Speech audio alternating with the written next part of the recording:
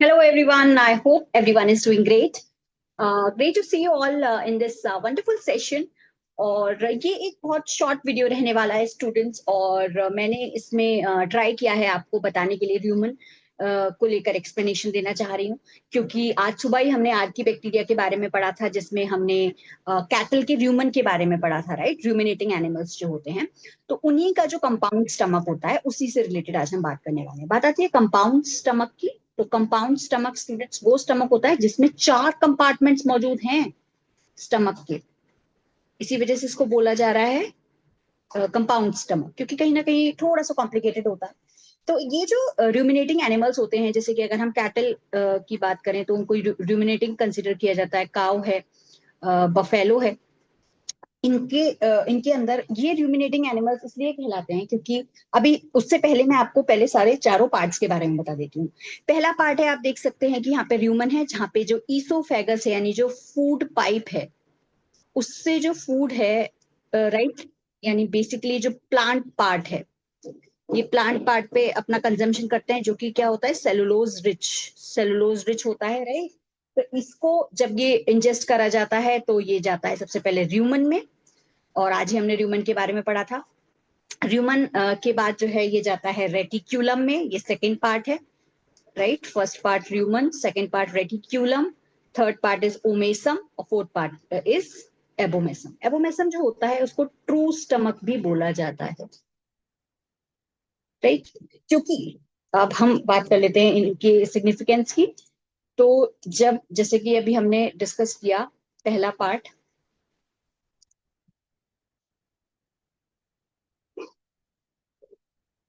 तो यहां पर मैं आपको बता देती हूँ कि जैसे जो ह्यूमन होता है, राइट, ह्यूमन जो होता है वो लार्जेस्ट पार्ट होता है स्टमक, राइट। अब इसकी एक इंपॉर्टेंस और समझ लीजिए। क्या होता है कि जब जो काओ या बफेलो है, जब वो अपना खाना खाती है तो वो जो खाना है उसका फर्मेंटेशन या ह्यूमन में होता है। ये इसमें से जो पार्टली डाइजेस्टेड फूड है, मतलब आधा डाइजेस्टेड फूड, या आप कह सकते हैं पार्शली डाइजेस्टेड फूड, जिसको हम कड भी कहते हैं। आपने देखा होगा कि काओ और बफेलो जो है बार बार जो है वो रिगरगेट करती रहती है। ये रिगरगेट होता है, ये रिटर्न बैक होता है, दोबारा सॉलो किया जाता है and then undergoes complete digestion.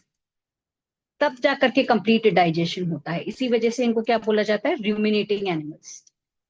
रूमिनेटिंग इसी वजह से आए, राइट। यही कारण है इसको रूमिनेटिंग बोलते हैं। ये बात हो गई रूमिनेटिंग एनिमल्स की, ह्यूमन की। इसके अलावा जब हम ह्यूमन की बात करते हैं तो ये जो ह्यूमन होता है, इसी ह्यूमन के अंदर कुछ सिम्बायोटिक बैक्टीरिया प्रेजेंट रहते हैं, या फिर आप कह सकते हो आर्की बैक्टीरिया, जो कि था र्यूमेनोकॉक्स। आई होप कि आपको ये बातें क्लियर होती चल रही हैं, राइट। ये बात थी ह्यूमन की। और अब हम बात करेंगे स्टूडेंट्स, जो कि है सेकंड सेकंड पार्ट, जो कि है आपका क्या, रेटिकुलम। ये जो र्यूमन और रेटिकुलम है, रेटिकुलम जो है,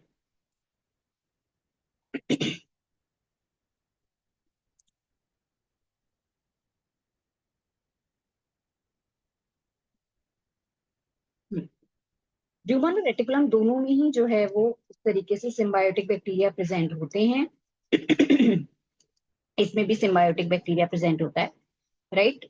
र्यूमन से जो र्यूमन के बाद जो फूड है वो इसमें रेटिकुलम में जाएगा, राइट। इसके अलावा जब हम बात कर लेते हैं रिवर्स पेरिस्टालसिस की, यानी रिवर्स जो फूड है, आप देख सकते हैं यहाँ पर भी जो है डायरेक्शन जो मैंने शो की हुई है,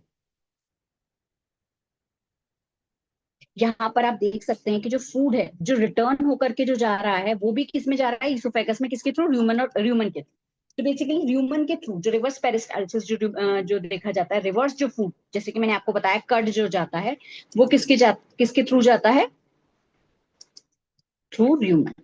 ह्यूमन के थ्रू ही ये वापस जो है वो जाता है, ठीक है। इसके अलावा जो थर्ड पार्ट जो मैंने आपको बताया था वो था ओमेसम, राइट। ये था ओमेसम। तो ये जो ओमेसम वाला जो पार्ट होता है, इस जब ये जो फूड है, जो रेटिकुलम है, उससे जो फूड है वो फिर किस में जाता है, ओमेसम में जाता राइट। ओमेसम के बाद ये किस में जाएगा? ओमेसम के बाद नेक्स्ट ये जाता है एबोमेसम।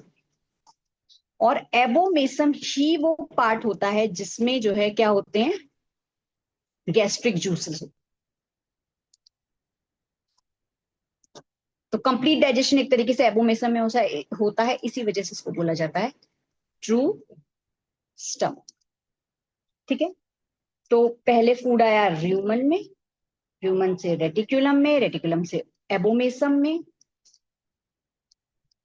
राइट, और एबोमेसम से ओमेसम में।